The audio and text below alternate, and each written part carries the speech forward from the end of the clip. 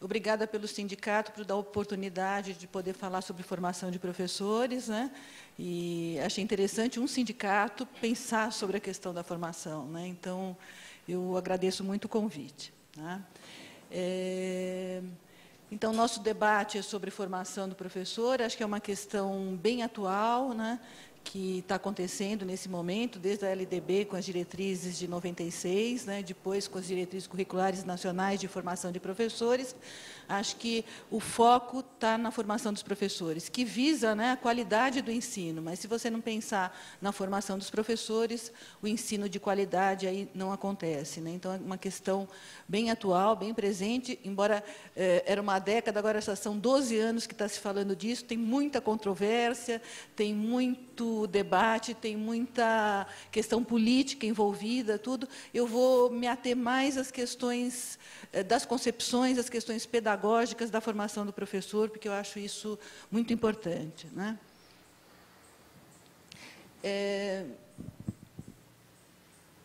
A primeira coisa que eu queria colocar é uma coisa que eu acabei aprendendo até mais recentemente. Eu trabalhei muito com formação em serviço de professores, né? Eu estou falando um pouco do meu percurso, porque as coisas teóricas que eu vou colocar têm sentido, né, nessa direção. E 28 anos no Veracruz, em formação em serviço com professores de educação infantil, de ensino fundamental, né? E depois eu fui para o ensino superior, porque eu achava que a formação em serviço tinha muitas questões que eu via da prática dos professores que eu recebia, que eu falava, se isso tivesse sido trabalhado numa faculdade, numa formação inicial, seria muito interessante, ele já começaria num patamar de outra qualidade, né? Então, meu percurso foi no Veracruz, né, e a gente montou o Instituto Superior de Educação, que também, às vezes, não é tão bem visto, né, com um normal superior que foi terminado, né, e hoje a gente tem o curso ali de pedagogia. Mas o que eu quero colocar é que a Guiomar, quando ela foi dar uma palestra lá, Guiomar Namo de Mello, que é uma pessoa muito articulada em termos nacionais e uma educadora de peso, ela me ajudou a pensar a questão que eu estava colocando. Ela falou que o tripé da profissionalização do professor, ele acontece, é um tripé mesmo, né? Ele acontece num tripé. Ele começa na formação inicial, continua na formação continuada e é feito através da carreira. O que ela quer dizer com isso? O que me ajudou no meu pensamento, né, em termos também do meu percurso profissional? É que o professor, a gente fala, é um profissional, mas ele vinha de uma concepção muito de que ele é uma pessoa que ajuda o outro, é um meio missionário, né? Ele está aí para ensinar, ele tem dom para ensinar, tudo isso. Não, o professor é um profissional e ele tem que ter uma formação voltada para a sua profissionalização, né? E a gente vinha de um tempo onde a formação continuada tinha um peso muito grande. Por quê? Porque a formação inicial não era tão bem feita. Então, o pensamento da Guiomar me ajudou a colocar que, para a formação dos professores, é muito importante a formação inicial, a formação continuada e a sua carreira. É ali que ele se profissionaliza. E acho que, se cada um de nós pensar no seu percurso, né, quanto a gente já caminhou, ou da sua da sua formação inicial, ou da formação continuada, ou durante a nossa carreira, né? Quer dizer, a formação do professor depende, e a sua profissionalização depende desses três aspectos, né? E eles estão interligados em termos de concepção. Aí, quando eu vi da Guiomar, eu falei, puxa, ela traduziu. Da onde? Eu não sabia da onde, não tive oportunidade de conversar com ela, tudo.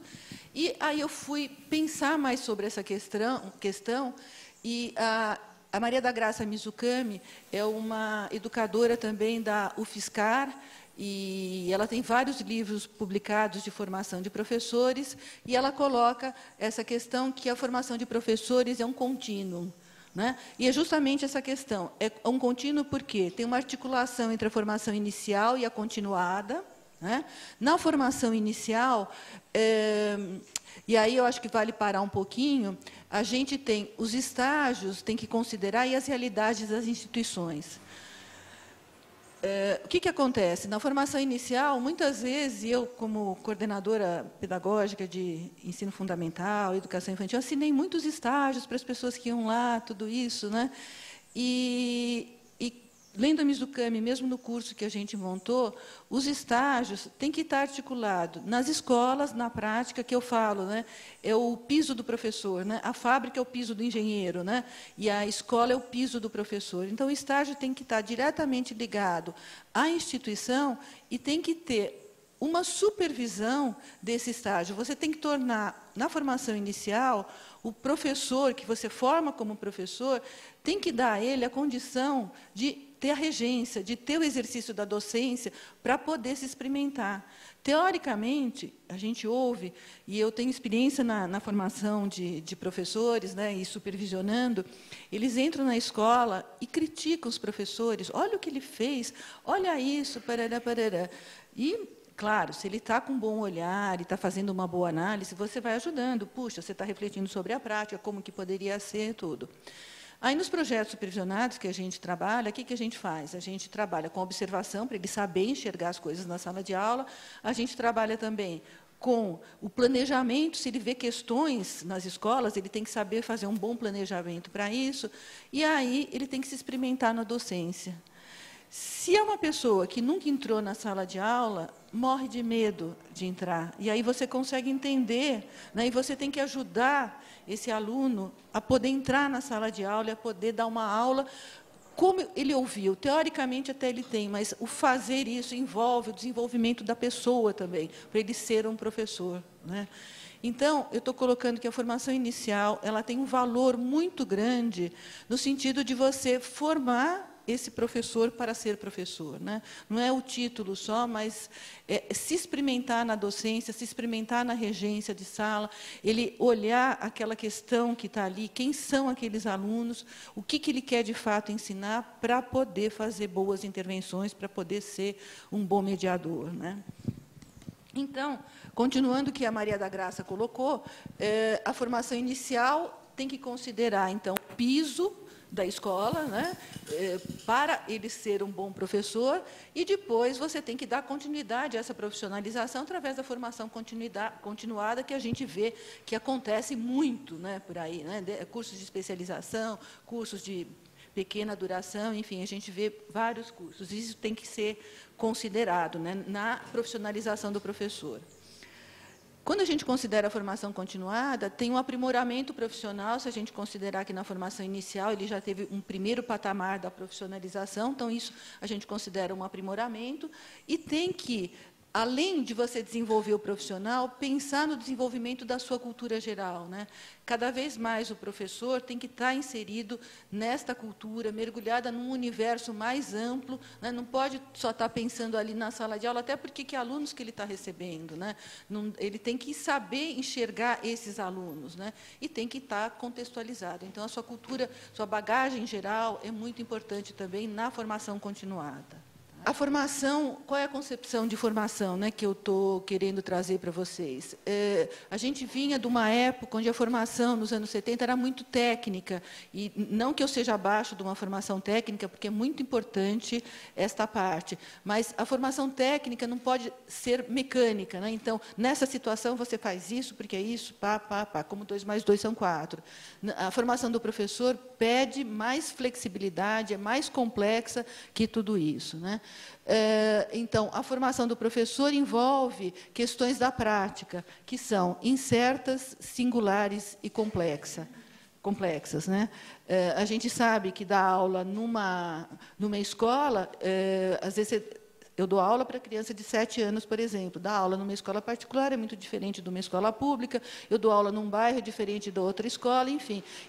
As questões podem ter o mesmo fundo, mas você tem que analisar o que está acontecendo naquele momento, porque tem uma complexidade que o professor tem que saber ali olhar e analisar, porque senão as coisas não vão dar certo, né? Aí, quando eu falo dessa questão da formação que envolve as questões da prática, eu estou baseando o meu pensamento numa prática reflexiva, que é oposta a uma prática mecânica, né? E tem o fundamento todo do Kenneth Zeichner e do Dill, que é um pensador, um filósofo que faleceu em 97, né? Onde eles colocam, e o Dill particularmente, ele trouxe a questão que o ato reflexivo é diferente de uma rotina, né? Então, a gente vê que, às vezes, professores entram numa rotina e o planejamento já está pronto, tudo isso, então vamos repetir, né?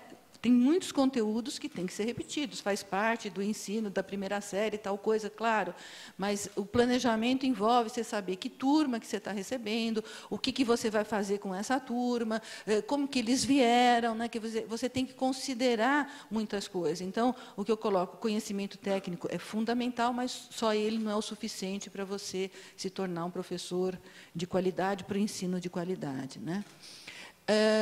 O Schoen usa esses pensadores e ele pensou essa questão bastante. Ele vou considerar, alavancou bastante as reformas educacionais, principalmente nos anos 80 e 90, e acho que a gente vive esse bom reflexo ainda atualmente, né? E ele falava, ele colocou 3 aspectos que parece um jogo de linguagem, mas envolve questões importantes. Então, assim, ele fala que é importante o conhecimento na ação, o saber fazer. Então, todos os conhecimentos que cabem a um professor do ensino, dos conteúdos, das didáticas, então, o professor tem que ter esse conhecimento na ação, né? Depois ele fala de uma reflexão na ação. Acho que todos nós, e o professor, estou falando particularmente ali do professor, quando ele está agindo, ele já pensa assim, nossa, mas esse aluno ali se dispersou, o que aconteceu, tudo isso. Então, ele fala que essas reflexões, que envolvem, inclusive, a emoção do professor, são muito importantes para ele fazer uma reflexão na ação. Tá? E aí, depois, por último, ele fala que o professor distanciado da questão ou da ação da sala de aula tem que fazer uma reflexão sobre a sua ação e uma reflexão sobre a reflexão da ação. Tá? Porque é importante, quando você se distancia, quantas vezes a gente pensa, nossa, eu poderia ter feito isso, isso aconteceu. Então, isso registrado e isso supervisionado vai dando ao professor uma outra qualidade, que é uma prática mais reflexiva, diferente daquela prática mecânica. Tá? A prática reflexiva é para superar isso que eu coloquei, então, essa relação mecânica entre o conhecimento técnico e a prática na sala de aula. Ele fala o seguinte, uma fala muito boa, que assim, o pensamento prático do professor, ele não pode ser ensinado, mas ele pode ser aprendido. Isso eu acho muito importante, que assim, a gente fala, nossa, aquele professor tem prática. É mesmo, ele tem uma experiência de sala de aula que lhe ajuda numa série de coisas, né? Então, o Schoen reforça isso, mas de um jeito reflexivo, né? Então, não adianta os professores falarem, faça isso, porque se ele não tiver uma reflexão sobre a sua prática, ele próprio não conseguirá ter uma experiência prática para atuar numa determinada direção. Então, achei, tem falas, às vezes, das pessoas que traduzem muito aquilo que a gente quer dizer, ou aquilo que a gente vive, né? Bom, então, a formação de professores, enquanto uma identidade profissional, né? O professor é uma pessoa, vai ter uma identidade, aí você vê uma identidade do sindicato, né? Nem sei, depois a gente até pode conversar quantos professores recorrem a um sindicato, tudo. Tem que ter uma identidade do professor. E a sua profissionalização é a mesma coisa, né? Ele tem que ter o seu lugar, a sua identidade, né? Eu tomei um táxi, daí eu falei, eu vou para o sindicato. Ele falou, não sabia que o sindicato dos professores era ali. Ele falou, o sindicato dos taxistas era ali, e eu não sabia também. Olha que importante, né? Porque tem que ter uma identidade, uma categoria, né, para se juntar, né? E pensando, então, nessa identidade, né, do profissional, do professor, o sujeito, então, para poder ser um bom profissional, tem que estar aberto para lidar com a relação teoria e prática, né? Não adianta aquele ditado, na prática, como é que é? Na teoria, a prática é outra. Não, na teoria, na prática, a teoria é a mesma, né? Porque a prática tem que estar iluminada por uma teoria. Né?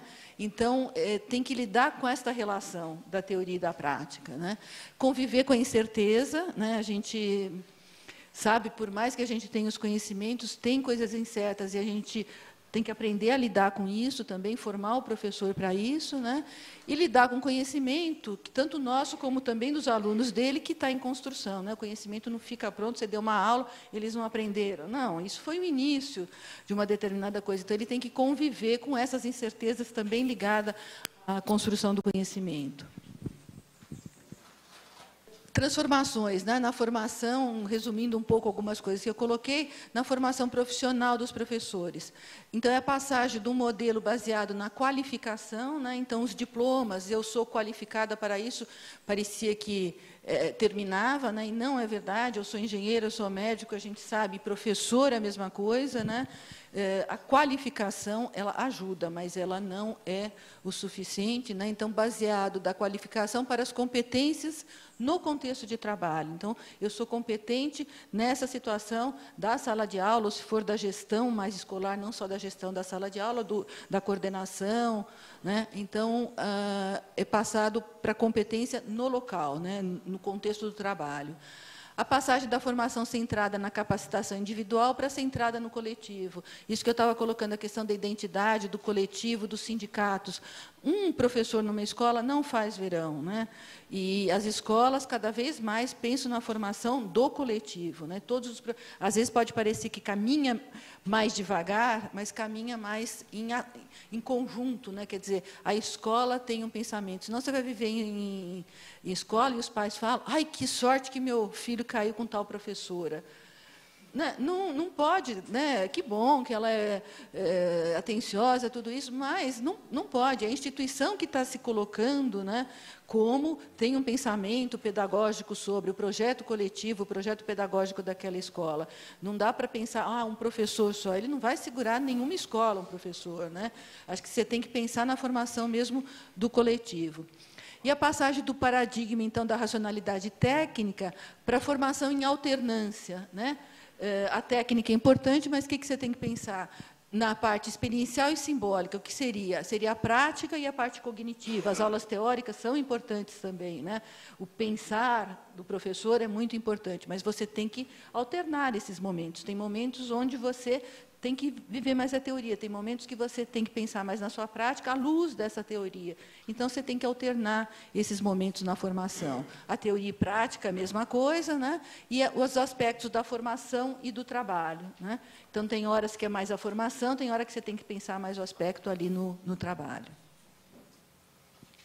Então, retomando então, o Donald Schoen, que é um pensador que trouxe bastante essa concepção de pensar, de refletir sobre a prática, baseado no Zeichner e no Dill, ele fala do pensamento prático do professor, né, e da epistemologia da prática, né, que então isso que eu coloquei, que você não ensina o pensamento prático do professor, mas o professor pode aprender esse pensamento, né, e as instituições ou de formação em serviço ou a formação inicial, que hoje acontece na pedagogia ou nos cursos de licenciatura, né, tem que pensar nessa questão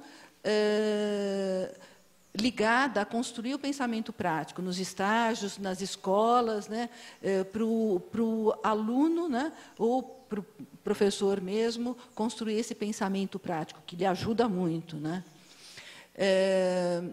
Essa identidade do professor é uma identidade profissional, eu pus também, porque depois eu vou falar do ser, isso está um pouquinho invertido, mas a identidade é profissional. Tem que fazer uma reflexão sobre a prática, mas uma reflexão crítica, né, sobre a prática. As crianças gostaram, mas gostaram à luz do quê? Né? Quer dizer, tem que sair desse bom senso, né, e pensar nos referenciais teóricos, naquilo que você quer ensinar para o aluno. Né? Então, tem que fazer uma reflexão crítica sobre a prática. Né? Que a atividade funcionou em que direção? Né? O Antônio Nova também, que é um pensador português, os portugueses falam muito de formação de professores, né, eles têm muita coisa avançada, adiantada, né, e a gente bebe bastante neles, embora a gente também tenha bons pensadores nacionais também. Ele fala em produzir a vida, na formação, produzir a vida do professor, destacando a sua pessoa e os saberes da experiência. Então, ele coloca o desenvolvimento do ser professor. Que é isso, não dá para desarticular o profissional, como eu sei da pessoa dele, tem que passar pela pessoa dele, ele está sendo conduzido no sentido de se transformar uma pessoa profissional, um professor melhor, mas é a pessoa dele. Por isso que não é técnico, é a pessoa que constrói, está passando por ele. Tá? A identidade profissional que eu estava colocando envolve os saberes. Né? Não, eu coloquei já, não dá para falar que não tem conteúdos específicos que o professor vai ensinar, a educação infantil, o ensino fundamental 1, ensino fundamental 2, ou ensino médio, tem saberes que são muito importantes. Né?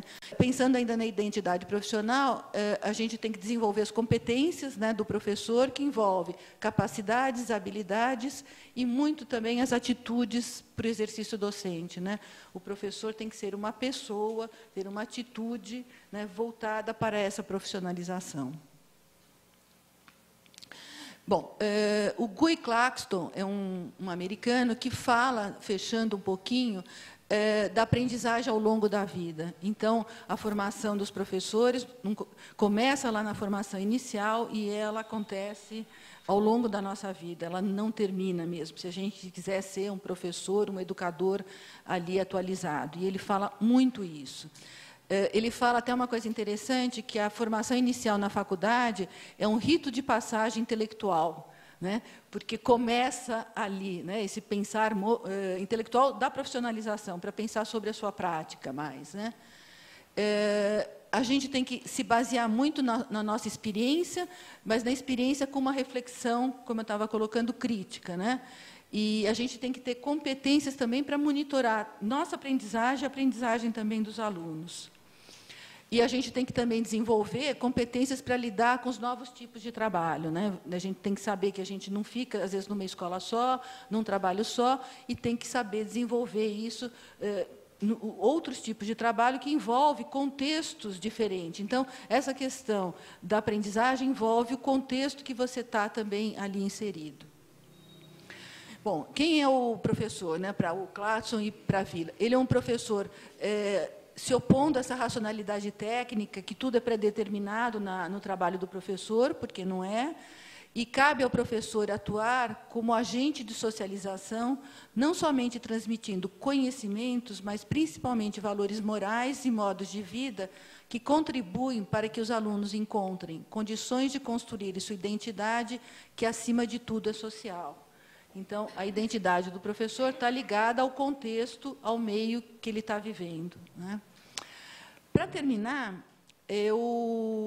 a gente teve uma palestra, faz uns 15 dias, da Sarah Pain, não sei se vocês conhecem, uma educadora francesa, trabalhou na Argentina, e ela até tem vários livros publicados, e ela fala da função da ignorância, e, no sentido de que a ignorância que dá o mote para você poder querer aprender.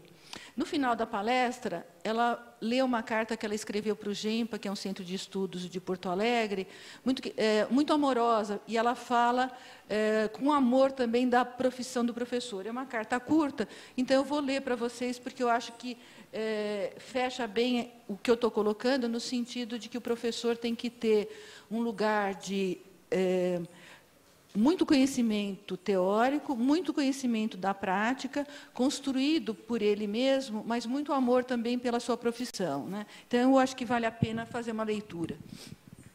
Aos participantes do terceiro Fórum Social pelas Aprendizagens, algumas linhas para ajudar a pensar o tema da educação e do amor, as quais vos envio como testemunho do meu amor pela educação. Sarah Pain. O que é educar? Fazer do outro nosso semelhante. Ensinar é exercer o desejo de reprodução na sua forma mais radical, pois, carente de inscrições instintivas, o ser humano só chega a ser ele próprio através da aprendizagem. Para fazer do outro um semelhante, é necessário antes amar a si próprio, pois o direito a transmitir vem da valorização por aquilo que somos. Mas se esse amor por nós mesmos for pessoal, egocêntrico, narcisista, a transmissão alienaria o sujeito em formação, o transformaria numa imagem. O amor que permite educar é o amor pelo que se é, mas somente na medida em que cada um de nós é depositário de uma cultura comum a um grupo e, mais além, ainda dessa cultura particular, das conquistas próprias ao ser humano em geral. Não se pode ensinar verdadeiramente a matemática ou a ler e escrever sem sentir profundamente a grandeza sublime do pensamento inteligente, capaz de ter elaborado tais maravilhas.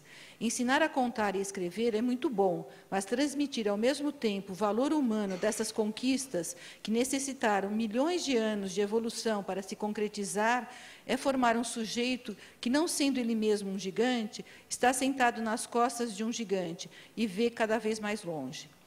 A generosidade da doação supõe paralelamente o amor pelo outro e a crença em sua possibilidade de integrar esse dom. Não se trata aqui, então, de um amor caridoso, porque o ensinar não é um favor que fazemos àquele que não sabe, é um amor de reciprocidade, no qual receber justifica plenamente o prazer de oferecer. Para ensinar é preciso amar, em primeiro lugar, o ser humano e a todas suas capacidades de produzir cultura, amar o aprendiz como depositário da continuidade e da transformação dessa cultura e amar-se a si mesmo como capaz de aprender e de seguir aprendendo para assegurar essa transmissão. Amar é uma condição indispensável para que esse ato sublime da transmissão do conhecimento se realize apaixonadamente na militância pedagógica. Esqueci de um amor muito importante para poder ensinar, o amor que a comunidade deve demonstrar ao professor e que se traduz no reconhecimento das instituições por seu trabalho. Além dele, é necessário o amor que se traduz pela ajuda dos colegas, pelo agradecimento dos pais e pelo carinho aos alunos. Sara Paim. Então, muito obrigada. Eu quero agradecer muito o convite para estar aqui, né?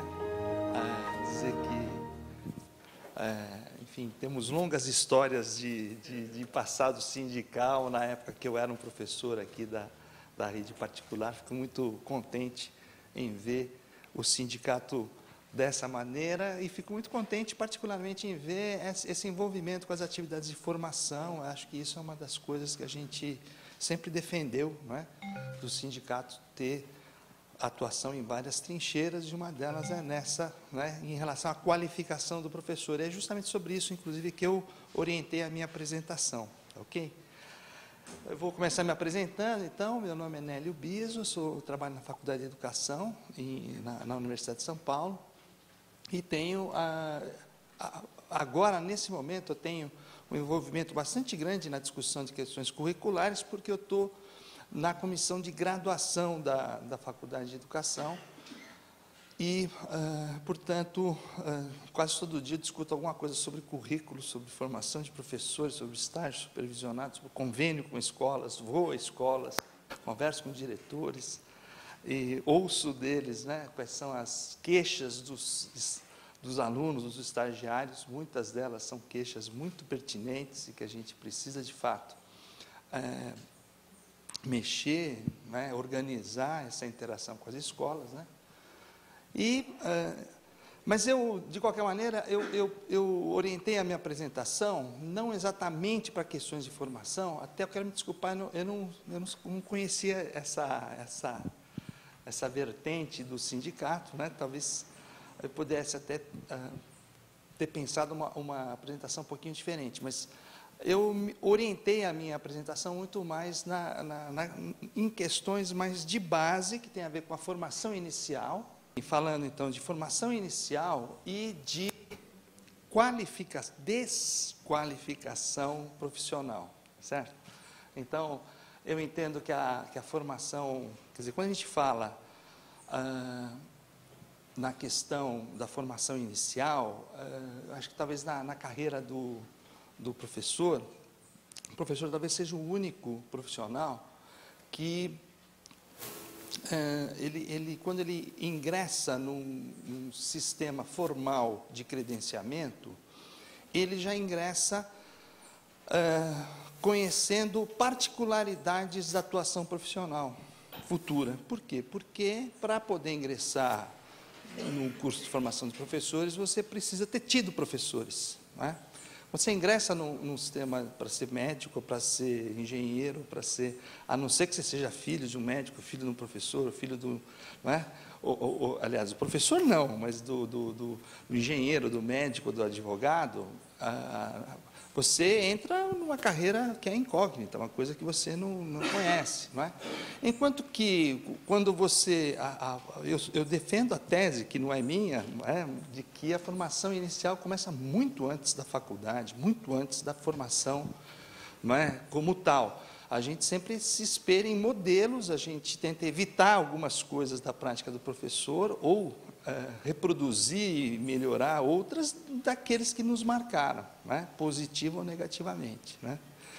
Enfim, mas aí seria outra conversa, né? Mas eu quero começar então falando de como é que a gente pode ser professor hoje, né?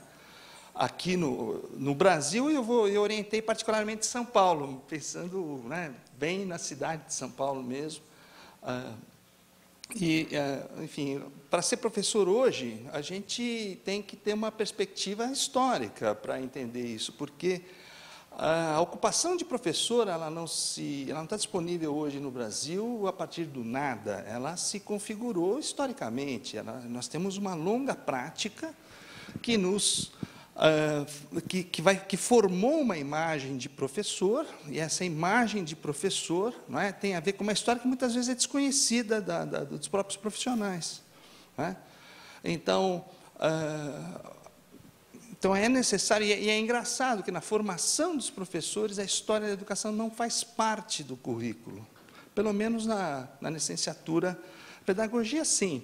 Mas na pedagogia, na licenciatura, quem se forma professor de matemática, de português, começa a carreira sem ter tido história da educação, não é?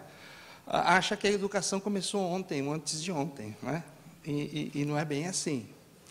Se bem que nós não tenhamos uma tradição muito longa, então a questão é que, para ser professor no Brasil, até 1759, você tinha que ser um religioso. Se você não pertencesse a uma ordem religiosa, você não podia ser professor, você não podia dar aula. Ou ser membro de uma... E os jesuítas se destacaram nisso, não é? Então, se você tinha um currículo próprio, não é? Tinha um nível menor e um nível maior, e daí decorrem, inclusive, muitas das divisões daquilo que a gente chama de superior, não é? Médio, não é? O primário e secundário, isso vem ainda do currículo dos jesuítas, não é? Nós tivemos, então...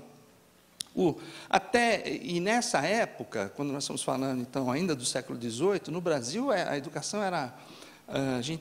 quem tinha educação não passava de algumas centenas de pessoas, não é? Então, nós estamos falando de uma coisa extremamente elitista, extremamente restrita, e que se configurava, sobretudo, na forma do preceptorado, não é? Então, ou você ingressava num seminário, ou como membro, não é? Então, como aspirante a ser membro da ordem, ou então, numa das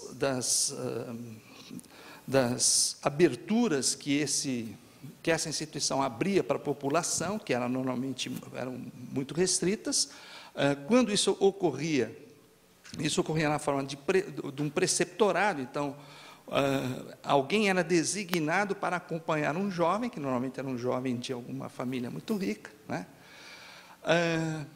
E depois os institutos superiores, evidentemente, tinham que ser feitos fora do Brasil, e há registros, inclusive, de quantas pessoas saíram, quantas foram buscar. Se iam fazer direito em Coimbra; se iam fazer medicina em Montpellier, né?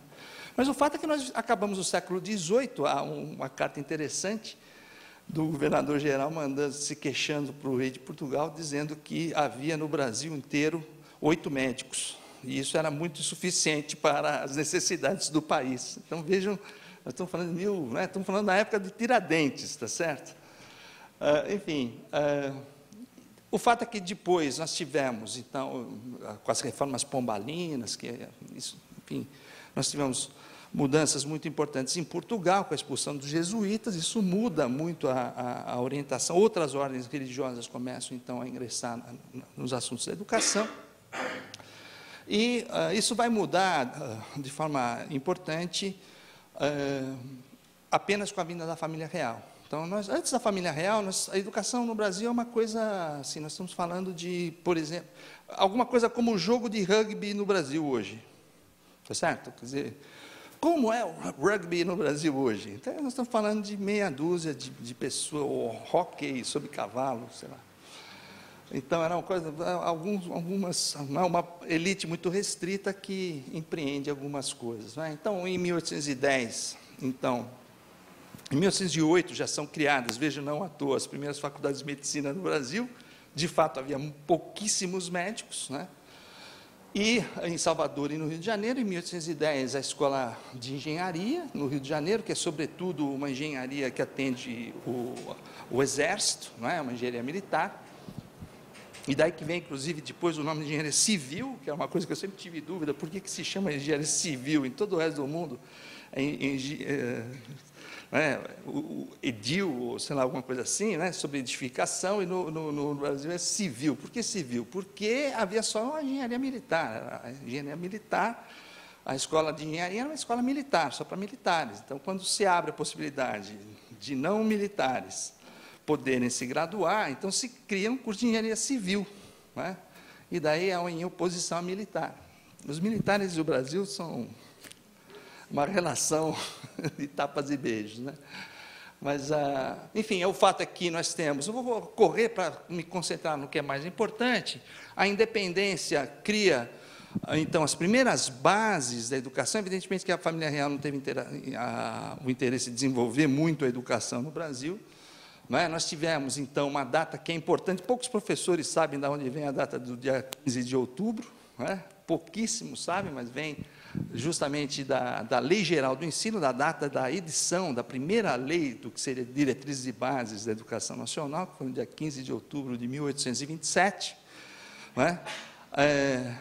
3 meses depois da criação dos cursos jurídicos no Brasil. Então, e essa é outra coisa importante, a educação básica no Brasil, ela é secundária em relação à educação superior. Nós antes tivemos a formalização da educação superior no Brasil, e depois é que se pensou em como que se deveria alfabetizar as pessoas. Né? Então, essa é típico de um sistema colonial.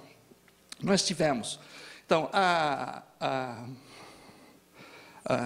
o Dom Pedro, o que faz? Ele diz que a educação é um direito de todos. Evidentemente, quando ele fala que é um direito de todos, ele está excluindo os escravos disso, mas está dizendo, e ela deve ser, então, a provisão desse direito cabe às províncias. Nós não temos que gastar um tostão com isso, mas todos têm que ter educação, e as províncias que se virem para fazer com que esse direito seja, de fato, exercido, né?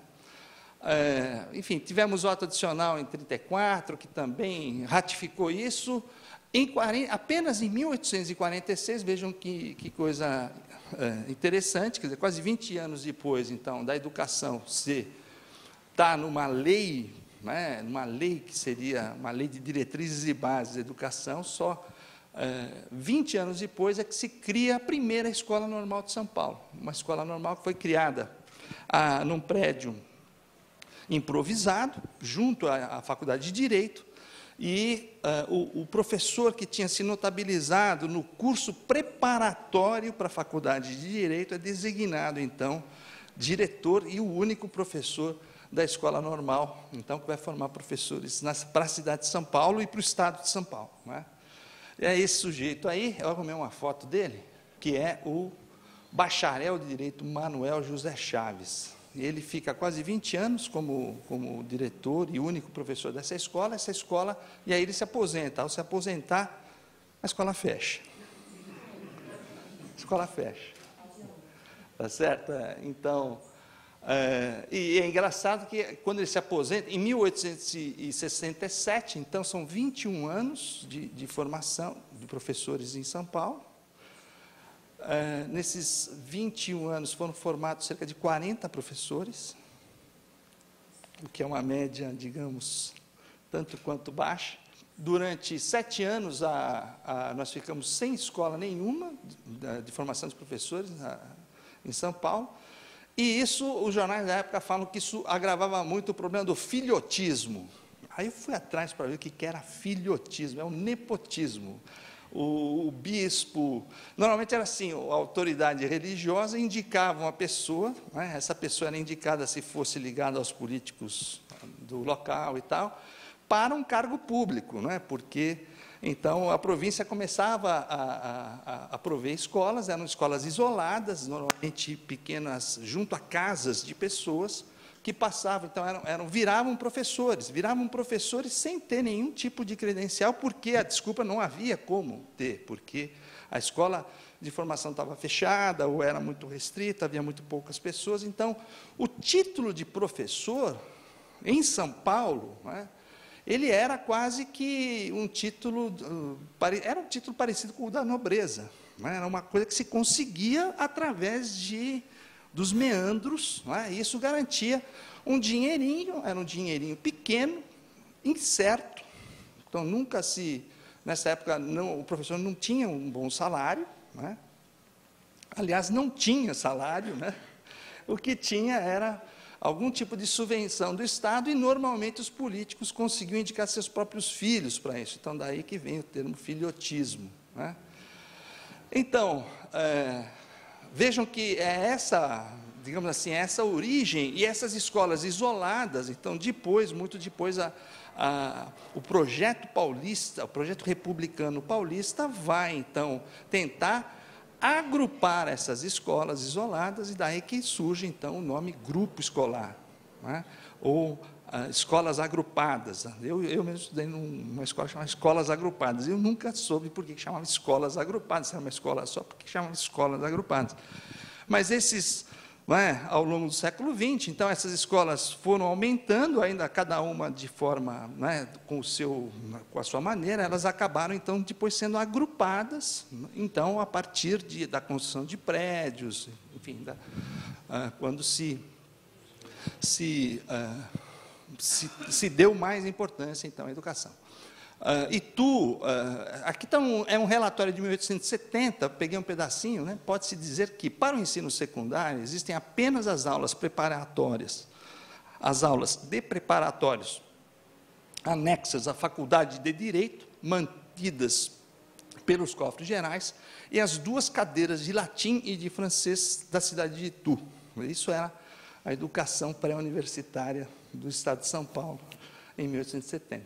Né? Então, vejam que de fato, nós estamos falando de uma coisa que o fenômeno educacional brasileiro é um fenômeno recente. Quer dizer, 100 anos antes, havia já na Alemanha um sistema estatal que garantia a educação para todos.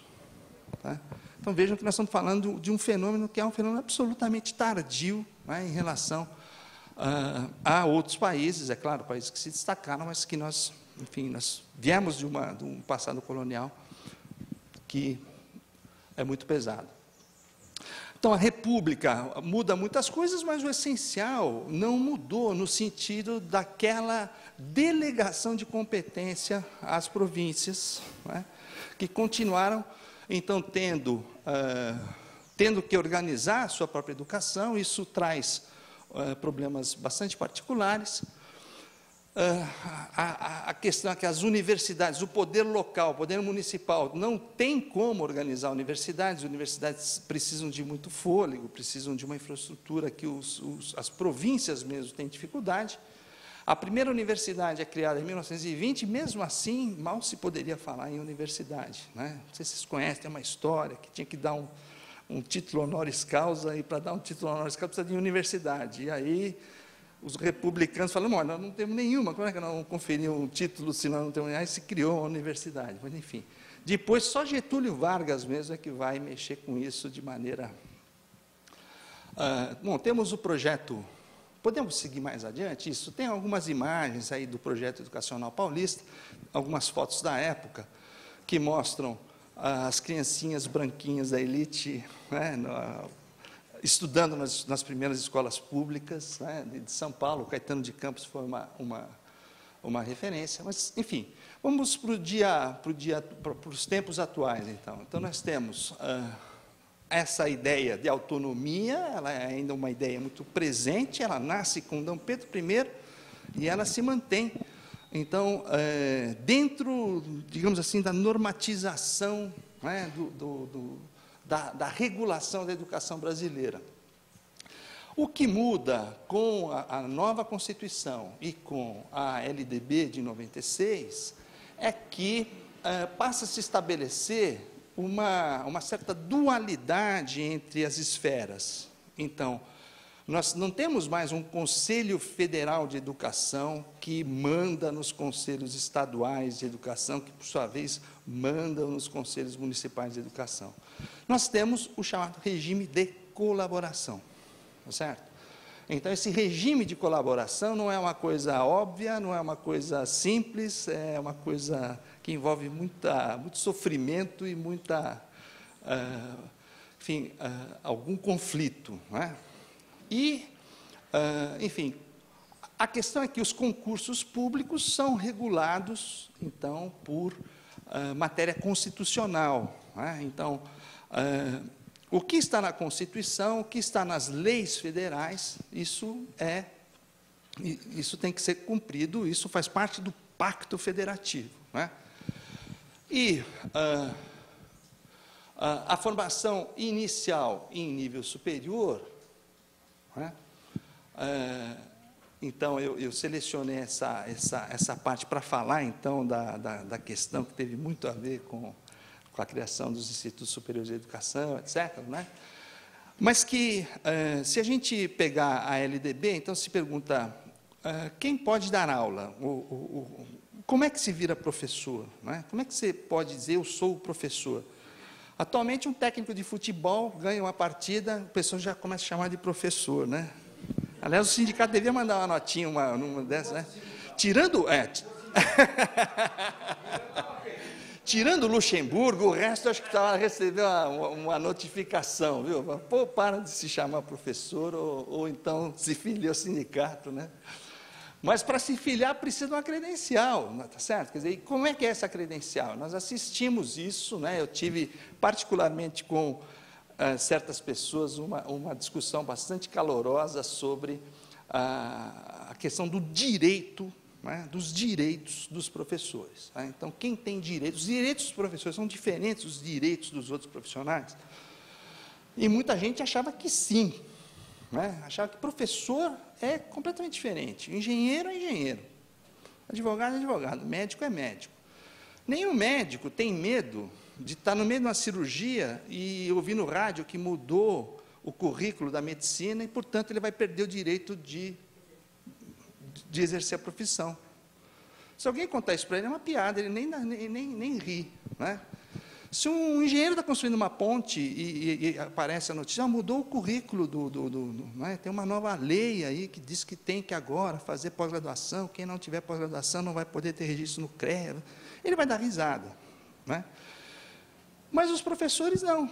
Os professores falam assim, ixi, eu vou perder o direito da aula, vou perder o direito, se eu não fizer, se eu não correr não sei aonde, me inscrever não sei o que à distância, pagar não sei quanto, eu vou perder o direito de dar aula, não vou mais poder sustentar minha família. Isso só pega com o professor, não pega com nenhum outro profissional, nem contador. Muito bem, mas o fato é que nós temos, então, aonde está definido quem pode ser professor ou não? É a LDB, né? A LDB tem uma seção que fala dos dispositivos permanentes, e lá, se vocês forem no artigo 62, vocês vão ver que está escrito que admite-se a formação em nível médio, na modalidade normal, para a educação infantil e anos iniciais. Está escrito séries, mas é anos. Anos iniciais do ensino fundamental, não é? Mas ninguém percebeu isso. Aí foram pescar nas exposições transitórias uma redação que não tem pé nem cabeça, a verdade é essa, o professor de português reprovaria o Darcy Ribeiro, coitado, Deus o tenha, mas não foi nem ele que escreveu aquilo ali, foi uma negociação de última hora, né? Mas a moral da história é a seguinte, esse episódio, que é, na verdade, apenas um último capítulo do longo episódio da desqualificação profissional do professor no Brasil, não é? Tem a ver com essa história, não é? Essa história. Então, vejam, do filhotismo da época do Império, né? Enfim.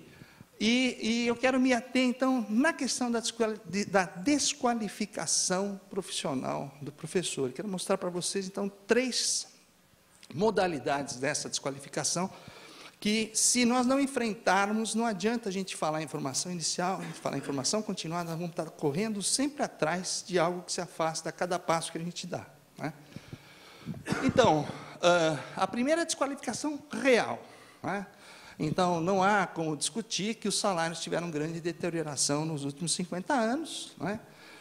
Algumas escolas privadas pagam bons salários, é verdade, né? Mas a grande maioria das escolas privadas paga maus salários, as escolas públicas todas pagam maus salários, inclusive a Universidade de São Paulo paga maus salários para os seus professores, certo? Então, a segunda é uma desqualificação simbólica, e essa é uma desqualificação mais sutil, né? Então, é uma desqualificação que, até mesmo quando se procura reparar, às vezes acaba se humilhando mais ainda o professor, ou agravando essa desqualificação, né? Eu me lembro, quando dava aula numa escola particular, que teve o plano cruzado, né? E aí estavam tudo, congelamento de salários, etc., e aí subia tudo, só não podia subir o salário. E aí um grupo de pais veio falar comigo, com um grupo de professores, falou: nós estamos dando um jeito, não se preocupe, vamos fazer uma caixinha aí, nós vamos dar um dinheirinho a mais aí para vocês no final do ano, né? Eu me senti enfim, na fila do posto de caridade, né? Como se eu estivesse pedindo esmola eu não quero receber uma caixinha, eu quero receber meu salário, tá certo? E aí fiquei muito bravo com a escola, né? Fui mandado embora, inclusive o sindicato depois interviu. Mas, enfim. Agora, vejam por que vocês devem ter visto essa propaganda. A Universidade de Cidade de São Paulo adverte: um professor formado em uma universidade qualquer pode causar danos permanentes à educação do seu filho. Tá certo? Vejam, não é escola sem telhado, não é escola sem professor, não é, a apostila com tudo trocado, não, é o professor, né? O professor pode ser um mau sujeito, um mau profissional pode estar cuidando do seu filho, né? Agora, uma agência de publicidade, ela cobra caro para fazer seus anúncios, mas não é à toa, porque faz pesquisa de mercado. Essa imagem foi mostrada a várias pessoas e se estudou a reação dessas pessoas antes de publicar isso, né? E as pessoas, então, devem ter demonstrado algum tipo de empatia a uma coisa como essa, né? Então, uma mulher ali reclamando, falando alguma coisa para uma criança, né? E essa criança amuada, essa mulher está me enchendo, mais uma vez essa mulher está me enchendo, né? Então, essa imagem de professor, então, quando eu falo em desqualificação simbólica, né, eu estou falando justamente disso, né, de como é que uma sociedade admite e incentiva, né, práticas como essa. E, finalmente, então, vou falar da desqualificação formal. Essa é a terceira modalidade, e eu acho que é mais sutil ainda, e tem a ver com isso que eu estava falando para vocês. Quer dizer, o diploma não basta para um professor. Ele pode ter o diploma, mas nós temos sempre coisas adicionais, ele é visto como uma credencial precária e provisória. Então, quem teve diploma de licenciatura curta, acordou um dia, abriu a janela, e abriu o jornal e falou: ixi, eu vou perder o direito da aula, mesmo tendo um diploma. Eu não discuto se o curso de licenciatura curta era bom ou era ruim. Eu estou dizendo do que é legal e do que é ilegal. Quer dizer, quando você entra numa escola, você tem que satisfazer certas exigências.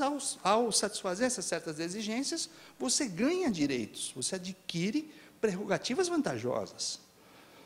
Não é? E no caso de um curso profissionalizante, você adquire credenciais vantajosas que se incorporam de maneira irreversível ao seu patrimônio pessoal. É aí que está a razão da tranquilidade dos médicos, dos engenheiros, dos advogados, não é?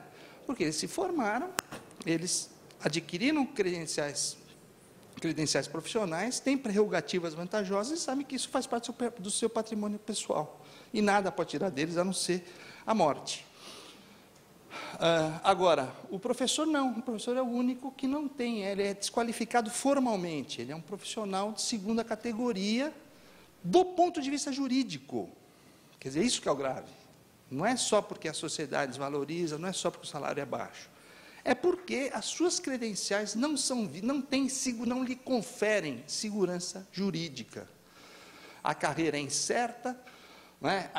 E essa credencial pode perder o valor do dia para a noite. Não é? E isso, para pegar o Estado de São Paulo, onde 85% dos estudantes, ou pelo menos das vagas da educação superior, se concentra, está sediado em instituições privadas, não é? Aí nós podemos entender por que há tanto interesse em disseminar essa crença de que nós temos credenciais podem perder o valor do dia para a noite. Nós temos a Secretaria de Educação emprega, a Secretaria Estadual de Educação emprega algo como 250 mil pessoas. Não há 250 mil engenheiros trabalhando no Estado de São Paulo, nem 250 mil médicos, nem 250 mil advogados. Há 250 mil professores trabalhando, registrados no sistema público. Não é? Se a gente juntar com os municipais, então, esse número sobe alguma coisa significativa. Mas não é à toa, então, que é um mercado, é visto como um mercado muito interessante, não é? Para ser... para gerar uma demanda cíclica e permanente, inesgotável. Então, uma vez que todos tenham a licenciatura plena, então vai aparecer uma história de que vai ter que ter uma especialização, vai ter que ter uma pós-graduação, vai ter que ter um mestrado, vai ter que ter um doutorado, vai ter que ter um livre docência, enfim, vai ser uma coisa, enquanto nós não enfrentarmos essa questão da desqualificação formal. Então, enfim, isso tem a ver diretamente com concursos públicos. Então, nós tivemos, não sei se vocês viram, eu mantive uma polêmica aí com o Chalita, o nosso antigo secretário, que dizia, ele tinha feito um edital que vedava a participação. Então, quem quisesse entrar para dar aula nos anos iniciais do ensino fundamental, tinha que ter o diploma de nível superior. Não é? E eu disse, isso é ilegal. Por quê? Porque se for, enfim... Eu tenho até dúvida se uma escola particular pode fazer isso, mas uma escola pública, uma Secretaria de Educação, seguramente não pode. Por quê? Porque concurso público está disposto na Constituição. Então, o que está na Constituição é uma coisa assim meio infantil você achar que pode ter uma interpretação, de uma interpretação. Concurso público é aberto a todos que têm as credenciais que habilitam para aquilo, podem se candidatar, porque senão a gente volta para o tempo, para 1870, né? Para o filhotismo de 1870. Então, todo mundo pode se candidatar. Quem diz quem tem as credenciais ou não? A lei que diz, e no caso dos professores é a LDB e o artigo 62 que estabelece isso. E a sentença é absolutamente inequívoca. Ela diz o seguinte, que a restrição da participação viola direito líquido e certo decorrente de leis. Ou seja, é um absurdo isso que se fez. Tá certo? E é um absurdo enfim. Então, o respeito aos direitos do professor, eu penso ser uma pré-condição para a sua valorização. Não é? Não vai ser possível aumentar salário quando não se sabe quem é professor. Vanderlei Luxemburgo é professor, né? Ele ganha 400 mil reais por dia. Já pensou quanto dá para cobrar dele? Né? Enfim, mas ele é professor ou não? Tá certo? Quer dizer, quem é professor, quem não é professor? Não é? Então, eu acho que é preciso valorizar, então, e não apenas do ponto de vista real, não apenas do ponto de vista simbólico, e quando for incluído o nível simbólico, tem que tomar muito cuidado para não ter o efeito inverso daquele que se pretende, né? Mas é, sobretudo, necessário valorizá-lo formalmente. Né? Então, enfim, e eu acho que a questão de carreira, né, é fundamental para que nós tenhamos, de fato, uma valorização do professor. É isso, gente. Obrigado.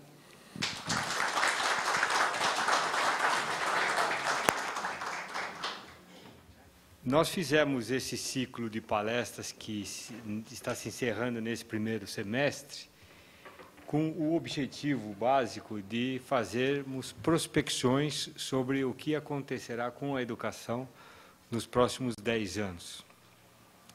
Na realidade, eu usei o termo 10 anos, depois ele foi corrigido para o futuro. Porque nós realmente estamos interessados no que virá como a nova profissão, se é que virá uma diferença muito significativa nos próximos anos. Quando nós fizemos essa pergunta para o Nova, que fez uma apresentação aqui para o sindicato no Memorial, ele respondeu que lá na OCDE, né, se não me engano assim, a sigla, eles têm esse trabalho e que nos próximos 10 anos eu podia dormir sossegado, que não ia acontecer absolutamente nada. Foi a resposta que ele nos deu lá. E mais ou menos pelo caminho, pelo trabalho da pesquisa que tem sido feito aqui, em breve será divulgada, e nós temos percebido que realmente não há muita diferença, não se projeta uma diferença muito significativa nos próximos anos. Eu não sei se é por ironia ou por amor essa questão, porque eu não consigo entender o que está acontecendo e o que... Nós precisamos entender a alma do patrão, né? O nosso complexo aqui é esse aí, para podermos avançar nas relações de trabalho. Então, é essa ideia que vocês estão terminando. Você com a questão da formação e você com essa questão de o que é realmente, isso tudo é de extrema importância para que nós possamos ouvir e nos qualificarmos mais para nos prepararmos para a frente. Essa é a ideia básica da questão. Mas eu vou provocar os dois, vou ser até um pouquinho mais pesado num determinado momento, né? Para vocês dois, vai caber a questão, para vocês dois cabe a questão, que eu vou concordar com a questão, de no curso que vocês trabalham, como vocês estão projetando as novas tecnologias que virão aí para frente. Porque, apesar delas não estarem umbilicalmente ligadas à sala de aula ainda, com certeza, para chegar à sala de aula, tem que ter. Então, pode ser que eu, na sala de aula, ainda não use, mas para chegar à sala de aula, eu tenho que usar. Já não tem mais muita alternativa, ao que tudo indica.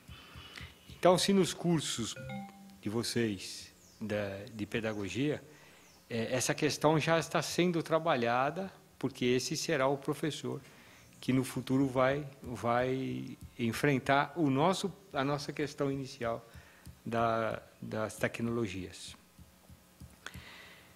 Para a Raquel, vou dizer assim, desculpa, Raquel, para a Madalena, desculpa, é que no almoço eu tomei uma Coca Zero, isso realmente me tirou do sério. É o limite, é o meu limite, desculpa, Madalena. Para a Madalena, eu vou fazer a seguinte questão. Quando vocês fundaram a escola superior, normal superior, nós aqui no sindicato ficamos com uma preocupação, que era o acesso direto de novos professores ao grupo de professores que trabalhavam na escola básica de vocês. Então, do ponto de vista da estrutura do trabalho, vocês, assim, bem tranquilo, não é... Nós estamos perguntando, né? Vocês ficaram com um poder muito grande de ação sobre os professores que estavam na sala de aula, porque vocês formavam um substituto para eles, imediatamente.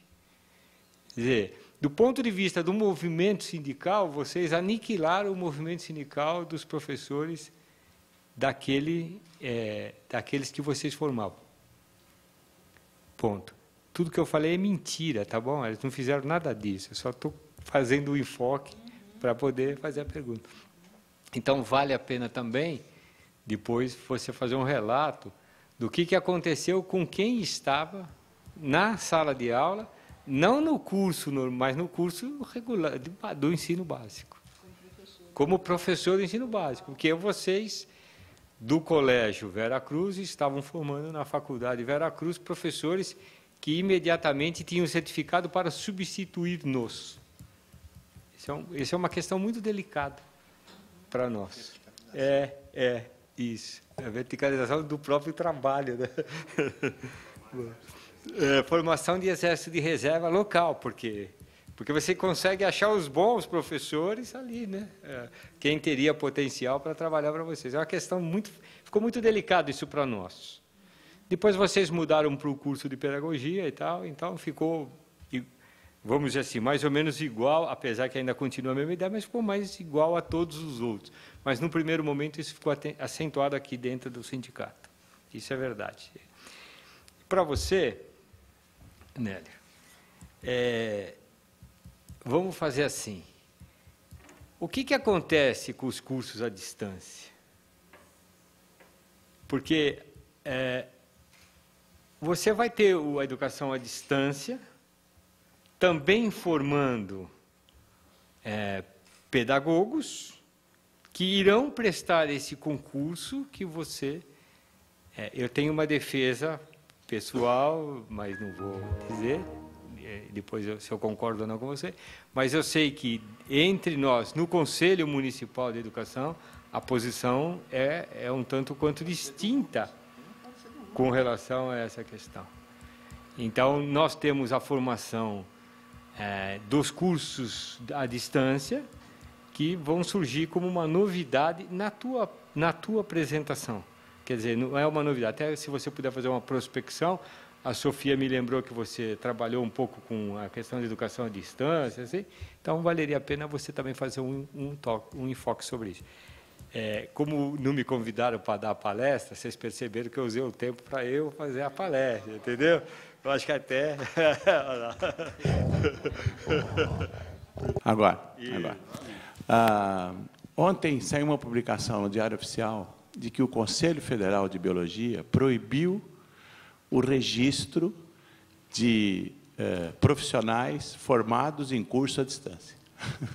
Então, só para emendar essa questão, porque vem a história do Conselho Municipal de Educação, e era uma notícia fresca, a gente nem teve tempo de discutir isso.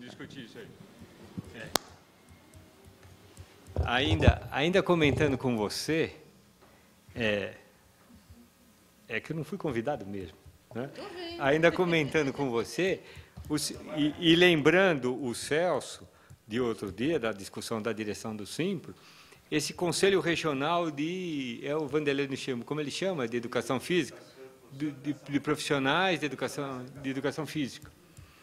Esse Conselho Regional, ele tem tentado impedir professores, sem o registro do Conselho, de exercerem a função de professores de educação física na escola. Isso, mas, então, como a gente diz aqui, de vez em quando sai um comunicado, a escola fala, vai lá e paga o CREA, não é o CREA, é o CREF, que é melhor, paga com o seu dinheiro, que é melhor para nós dois. Então, vai lembrando essa questão. Tá bom. Não, acho que você traz uma questão delicada, né? Você falou antes.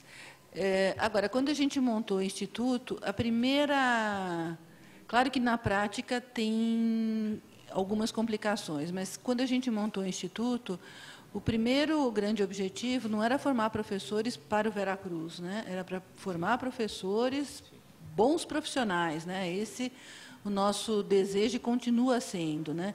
E a gente, cada vez mais, está colada na mesma instituição, mas tenta descolar, porque a gente nem passa, não é a pedagogia Veracruz que está sendo ensinada no Instituto, não pode fazer esse colamento, né? essa questão tão colada, né? Então, a primeira coisa foi essa. Na prática, o que acaba acontecendo, as alunas querem trabalhar no Veracruz, porque é uma escola de qualidade, que valoriza o professor, que o professor tem um bom lugar, tudo isso. Mas, mesmo os estágios, quase não são feitos no Veracruz. Quando a gente quer bons modelos, muitas vezes a gente encaminha para o Vera, mas a gente faz estágios em vários lugares. Eles fazem estágio em escola pública particular, escola de educação infantil e do ensino fundamental. não é o Veracruz como modelo de formação, né? Então, isso é uma primeira coisa que é uma preocupação nossa e que a gente monitora isso com os professores no Instituto e com os alunos do Instituto, né? Às vezes, eles vêm me procurar e falam assim, me indica para trabalhar lá, não sei o quê. Não, você tem que passar pelo processo seletivo como todos os outros profissionais, né? O que deu foi um efeito para o Vera,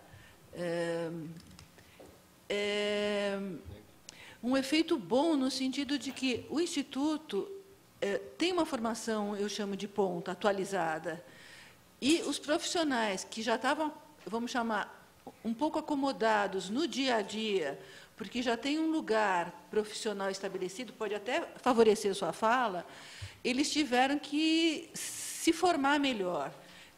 Eu posso estar dando fubá para o seu periquito, entendeu? Mas eu acho que a escola acabou ganhando no sentido porque valoriza os profissionais que estão lá e os anos de casa. A escola não tem uma intenção de ficar eliminando os profissionais, tudo isso. Então, os profissionais estão sendo beneficiados, inclusive, com cursos no Instituto, né? Eles têm uma boa parte de bolsa no Instituto e fazem curso lá. E os profissionais se sentem mais valorizados também, porque eu continuo na concepção de que um professor, assim como o médico, o engenheiro, tem que se atualizar. A profissão, eu entendo quando o Nélio coloca a questão da qualificação. Acho que ele é um professor, mas todas as profissões precisam de atualização, né? Eu acho que entra essa questão que é delicada, que parece que você está... às vezes ele fica desqualificado, inclusive com essa questão de diploma, que foi muito séria e continua séria. As escolas ameaçam quem já está lá há 20 anos, né? Eu concordo com você que isso é um absurdo, né? Agora, por outro lado, professor acomodado em sala de aula, ou uma professora há 20 anos numa escola, que não faz um curso, que não lê um texto, que só continua falando do Piaget, embora Piaget tenha o seu lugar, hoje não cabe, né? Tem todas as didáticas, tudo isso. Então, eu vou falar do lugar que o Vera avançou, em termos de escola, avançou com o Instituto Superior de Educação, né? E os professores do Vera foram sacudidos, eu acho. Tá? Agora, a questão, né, política, tudo isso, acho que a gente é cuidadoso nisso, né? A gente, pelo contrário, está favorecendo os professores que estão na casa a fazer os cursos, eles têm bolsa grande para poder fazer, fora a formação em serviço, que já vem em tradição, né, no Vera. Tá? Eu te perguntei também das novas tecnologias. Das novas tecnologias no curso, né, você colocou.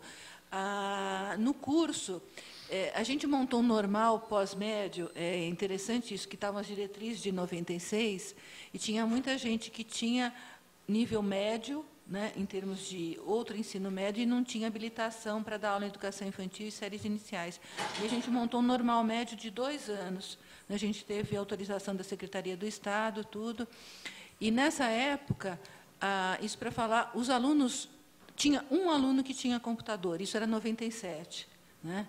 E a gente incrementou em termos, porque a gente valoriza as tecnologias, a gente tinha uma professora muito high-tech, como a gente foi falar, em 97, ainda continua já com a gente, e trabalhando, tinha um módulo que era informática, né, no curso de formação de professores, que os professores tinham que perder o medo de ligar o computador, né?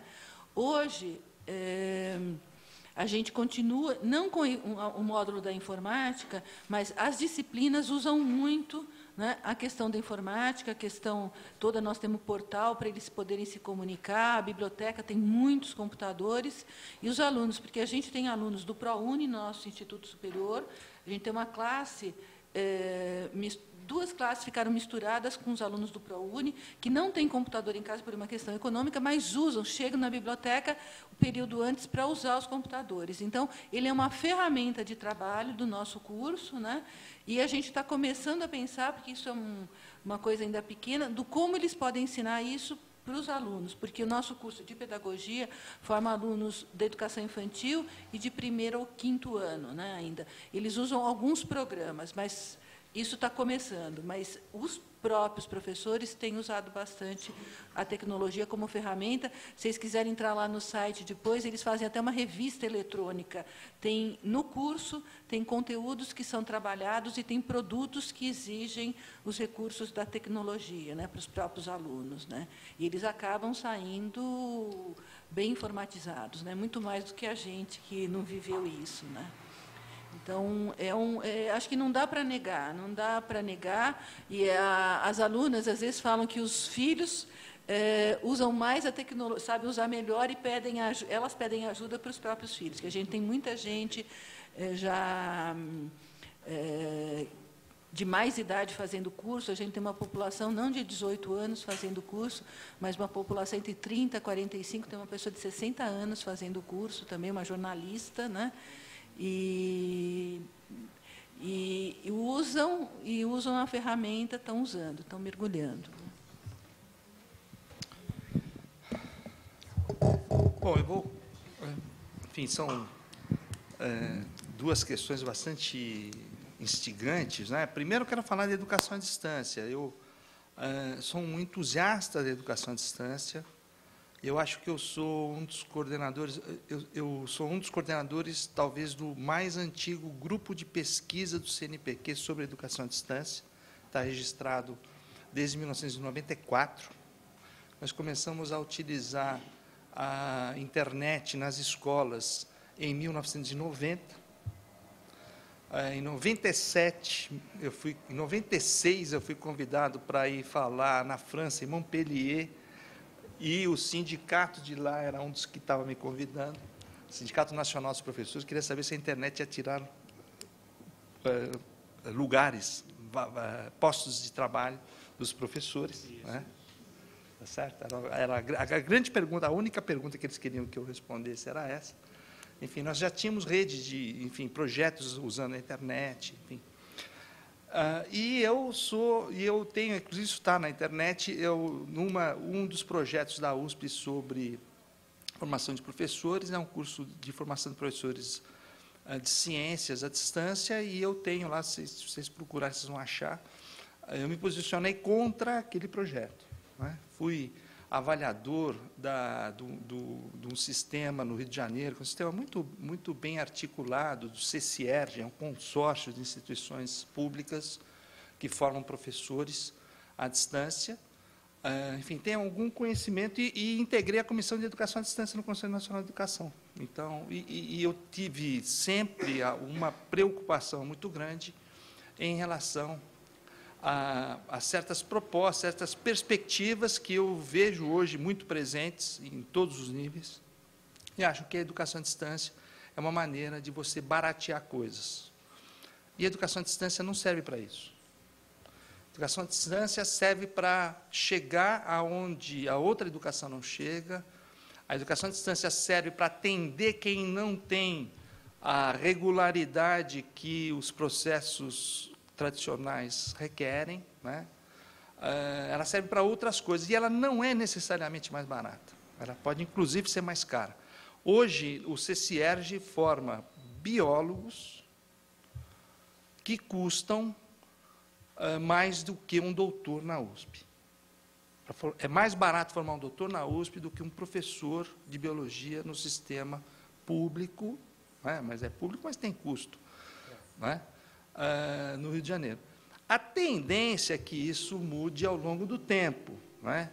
Mas, de qualquer maneira, comprova, e eles têm uma preocupação com a qualidade, mas é uma busca contínua, uma busca incessante em direção à qualidade. Então, eu fui responsável, tomei a iniciativa de oferecer um curso de extensão universitária gratuito, à distância, para professores de ciências, no ano retrasado, aliás, no ano passado, e, para minha surpresa, eu tive... Vocês imaginem, no portal da Faculdade de Educação da USP, aparece uma linha lá, vagas abertas, clique aqui, e nós tivemos professores de 8 estados brasileiros fazendo o curso. O Estatuto da USP exige que esses professores, se fizerem curso à distância, façam a prova presencial, Eu tive professor que veio, inclusive, do interior de Rondônia, uma cidade chamada Jaru, que ficou 72 horas dentro de um ônibus, desceu do ônibus, fez a prova, voltou, entrou no ônibus, mais 72 horas de volta para Jaru, saiu numa quinta-feira, estaria lá de volta numa terça-feira, com desconto dos dias que ele teria faltado para vir fazer a prova. Esse professor, se não tivesse educação à distância, ele não se aperfeiçoaria. Ele não teria como se aperfeiçoar, não teria como... Ninguém oferece curso em Jaru. Eu tive, enfim, cidades que eu nunca tinha ouvido falar o nome e que depois tive o prazer de conhecer pessoalmente esses professores, né? E eu uso esses professores como exemplo de que você, para o professor se aperfeiçoar, você precisa ameaçar o professor de demissão. É mentira, é mentira. O médico. Você leva o seu filho no médico e fala assim, eu me formei em 1954 e nunca mais abri um livro sobre medicina, não quero saber o que se... Você leva seu... Não. Você conhece algum médico que faça disso uma propaganda pessoal? Métodos tradicionais, como nos tempos da vovozinha, vem aqui fazer medicina, né? Eu vou cuidar do seu filho como sua avó. Não, e os professores, eu nunca vi um professor falando que se orgulha de dar aula, falando para os alunos ajoelharem no milho. Eu nunca vi isso. Não é? Agora, eu já vi professores sem condição de trabalho, já vi professores com jornada, eu mesmo dava 65 aulas por semana, tá certo? Dava aula no sábado até às 4 horas da tarde, em Mogi das Cruzes, tendo dado aula em Santo Amaro até às 11 da noite. Quer dizer, agora, aí vinha um engraçadinho e falava assim, o que você está fazendo de curso de aperfeiçoamento? Né? É brincadeira, tá certo? É brincadeira. E, enfim, mas, de qualquer maneira, eu acho que educação à distância é preciso... eu acho que houve, nos anos recentes, um desregramento, um pseudo-regramento, na verdade, da educação à distância. Houve uma multiplicação. É só ver, tem em poste de rua, propaganda de curso, principalmente de pedagogia à distância. Né? Isso me preocupa muito, muito mesmo. Eu acho que os concursos públicos, no fim da história, são, talvez, a salvação. Né? Por quê? Porque, mesmo que um conselho municipal venha a editar um ato ilegal, mesmo na improvável hipótese de um conselho municipal, ou de um conselho federal, né, ir contra o que dispõe a Constituição e o que dispõe a Lei de Diretrizes e Bases da Educação Nacional, quando diz que os diplomas são prova da formação recebida pelo seu titular e tem validade nacional. Isso nos Estados Unidos não é assim, na Inglaterra não é assim, mas aqui é assim. Somos uma república federativa muito particular, né? E, ao mesmo tempo, um Estado nacional. Mas o diploma, se está escrito diploma, ele pode ser duas coisas. Ele pode ser uma fraude, e aí é PROCON, é polícia, tá certo? Ou ele pode ser legítimo. Se ele for legítimo, meu amigo, está aí o Poder Judiciário para fazer valer as prerrogativas vantajosas que aquilo confere ao seu titular. Está certo? Então, você tem um diploma. Você pode dizer, né, o diploma é falso, ou ele foi obtido por meios ilegais, ou a instituição não estava credenciada, ou sei lá o quê. Mas ele é falso. Então, tá bom, então ele é falso, nós vamos rasgar o diploma e acabou. Agora, se ele não é, se ele não for falso, se ele for verdadeiro, se ele for obtido dentro da legalidade, é o seguinte, tem que ser respeitado. Certo? E aí é mandado judiciário, mandado de segurança, é ação jurídica, é a mesma coisa daquele. E o pessoal, eu conheço o professor Steinhilber, do Conselho Federal de Educação Física, né, que eu tinha sido designado relator de um processo que o Ministério Público estava movendo, porque o Conselho Regional do Distrito Federal tinha aberto uma ação contra o secretário de Educação do Distrito Federal à época, porque tinha aberto um concurso público e não exigia o registro do CREF para dar aula de Educação Física nos anos iniciais. Então, o Ministério Público designou, então, fez uma diligência para o Conselho Nacional de Educação para que fosse emitido um parecer sobre o conteúdo, e eu tive a sorte de virar relator disso, fazer um parecer mostrando, indo até, desde aquela lei de 1827, eu botei ali porque eu fui atrás, achei a lei e comecei a falar quer dizer, nós temos uma tradição, nós podemos mudar e dormir de um jeito, acordar com outra tradição. Não, nós temos uma tradição. Quer dizer, como é que é a tradição educacional no Brasil? Não é? E aí o meu parecer era contrário ao que essa corporação defendia, e aí o presidente desse conselho gentilmente me convidou para defender o meu parecer num congresso de educadores físicos, né? Vocês imaginem, então, eu enfrentando uma plateia, né, de 400 pessoas, né? Mas aí eu falei o seguinte para eles, eu fui em dois, em falta de um, fui em dois, um regional, um lá no Sul e outro em Brasília, um nacional. E eu disse o seguinte para eles, vocês querem promover a educação física no Brasil ou vocês querem acabar com a educação física no Brasil? Primeiro, eu preciso saber disso. Por quê? Porque se vocês defenderem que a educação física, que uma aula de educação física, no primeiro ano do ensino fundamental, no segundo, no terceiro, no quarto, agora também no quinto, só possa ser dada por alguém com a credencial da sua corporação, vocês estão dizendo que 90% das escolas do Brasil deixarão de ministrar educação física. Então, eu quero saber se vocês estão defendendo isso ou se vocês querem avançar a causa da educação física no Brasil. E eu saí vivo de lá. Estou aqui para contar a história. Estou aqui para contar a história. Tá certo? Então, as corporações vão sempre falar que elas é que cuidam da formação. E não cuidam, porque nós temos nós não vivemos numa tribo onde os líderes se reúnem a cada encrenca para resolver o que todo mundo tem que fazer. Nós temos coisas escritas, nós temos Constituição, LDB, blá, blá.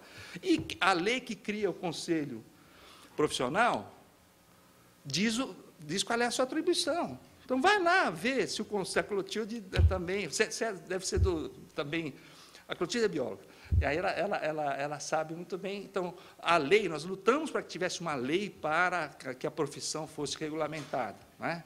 Muito bem, vai lá ver na lei se está escrito que o Conselho vai decidir qual é o currículo das escolas que formam os biólogos. Não está escrito isso. Então, não adianta o Conselho falar que é ele quem cuida do currículo de biologia, porque não é.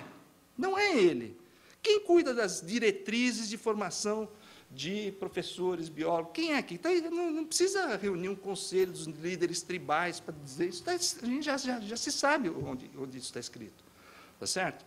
Agora, os conselhos precisam, eles estão na função deles, eles estão sempre cutucando e, de repente, alguém cochila e eles conseguem mais vantagens para os seus filiados, e não para todo mundo, tá certo? Enfim, então, resumindo a história, né, isso tem a ver também com esse fenômeno tardio que é a educação no Brasil. A gente sabe muito pouco do que pode e o que não pode, o que é, o que não é. Por quê? Porque a gente faz há muito pouco tempo isso. Né? Você tem que ler.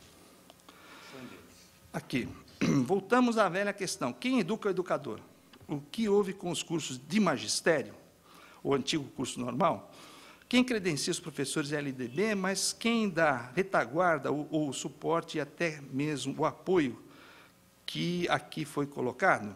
Bom,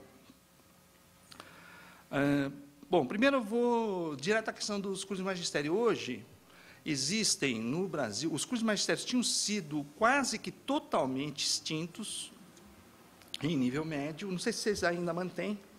Não. Mas eles foram quase totalmente extintos e, a partir de 2003, eles voltaram a ser reabertos, particularmente o setor público voltou a abrir. Hoje nós temos, o último dado que eu tive acesso, eu não tenho acesso dos últimos 60, não tenho dado dos últimos 2 meses, mas há um pouco mais do que isso, eu tinha feito a consulta e tinha o último censo e havia no Brasil, em 2007,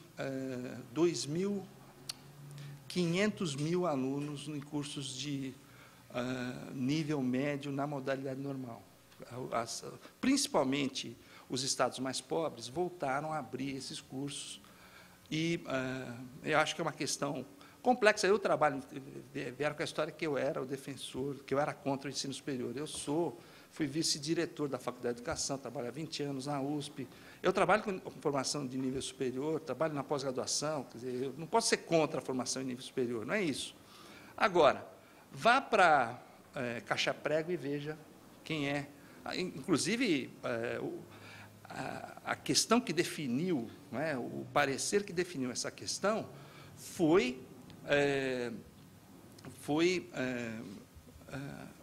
emergiu do Sindicato dos Professores de Conceição do Coité, na Bahia. Vocês já tinham ouvido falar nessa cidade, Conceição do Coité? Pois bem, estão vendo que tem um que conhece ali, mas Conceição do Coité era uma cidade que iria ficar sem educação. As crianças de Conceição do Coité, se de fato os professores com a credencial do nível médio, na modalidade normal, não pudessem mais dar aula, não haveria mais alfabetização em Conceição do Coité, assim como eu imagino algo como 70% das cidades do Brasil. Tá certo? Então, nós estamos falando disso. Não é? Estamos falando desse país, não estamos falando de Genebra. Que aí vem, não, nós temos um currículo muito mais avançado que Genebra. Eu não sou contra a gente ter um currículo mais avançado que Genebra. Agora, se as crianças não aprenderem a ler e escrever, não adianta ter um currículo melhor que Genebra, eles precisam aprender a ler e escrever. Então, é isso.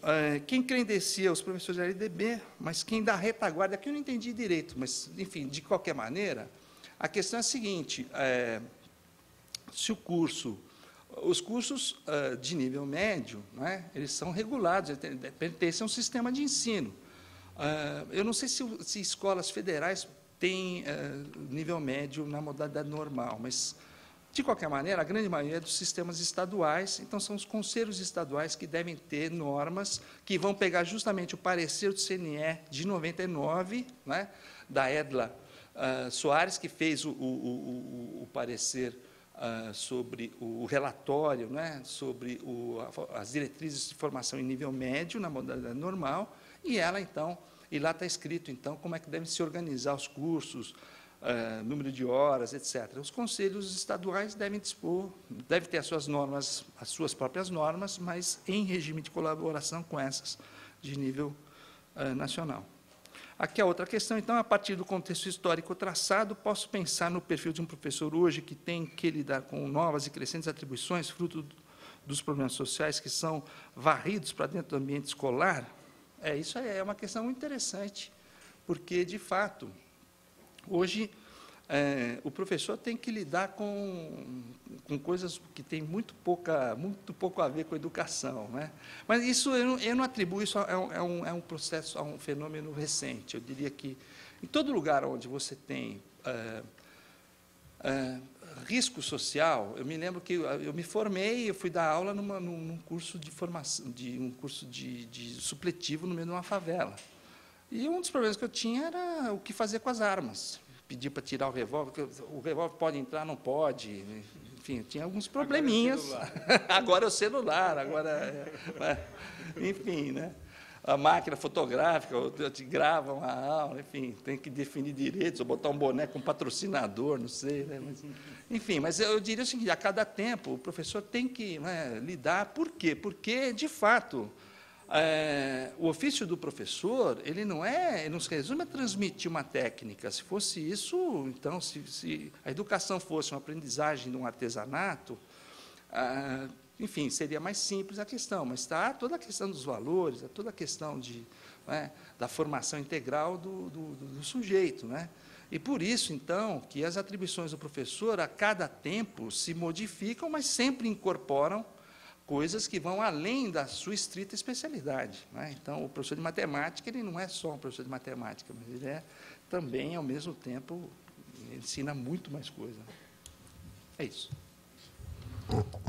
Bom, antes de encerrar, primeiro eu vou fazer uma observação aos seu PowerPoint. Não esquece de colocar lá no histórico que no dia 25 de janeiro de 1554, essa cidade foi fundada por uma escola particular e começou a explorar professores naquele exato momento, quando então o Simpro já atuou precisamente contra os padres, contra a Companhia de Jesus, e retroativamente por essa exploração que tem aí no... Quando ele falou dos militares, eu lembrei dos padres, mas eu não podia falar isso para ele naquela hora que eu estava falando. Para todos, nós estamos esperando, entre essa última semana desse mês e a primeira semana do mês que vem, a comissão do Ministério da Educação, que vai credenciar o curso nosso de pós-graduação na educação, como é que é, Xará? CAPES. Desculpa, Xará, obrigada, da CAPES, que vai fazer o credenciamento do curso nosso de pós-graduação, do sindicato. Tá bem? Então, imagino que a partir de, se tudo estiver certo, agosto ou setembro, a primeira turma com o título do sindicato. Já é a 11ª turma que nós iremos formar, mas antes o convênio era com a Pontifícia Universidade Católica. Quando a Universidade Católica não mandava ninguém embora, a gente tinha aquele trabalho, não é isso? Então, espero que na próxima vez que nós nos encontrarmos, eu possa já dizer que isso está resolvido. Como sempre, ao final tem o café para todo mundo. Eu aproveito, em nome de todos, agradecer a presença da professora Madalena, a presença do professor Nélio, por esses momentos agradáveis e instrutivos. Essa é a formação continuada, né? Para todos nós que estamos aqui. Muito obrigado e boa tarde. Obrigado. Viu?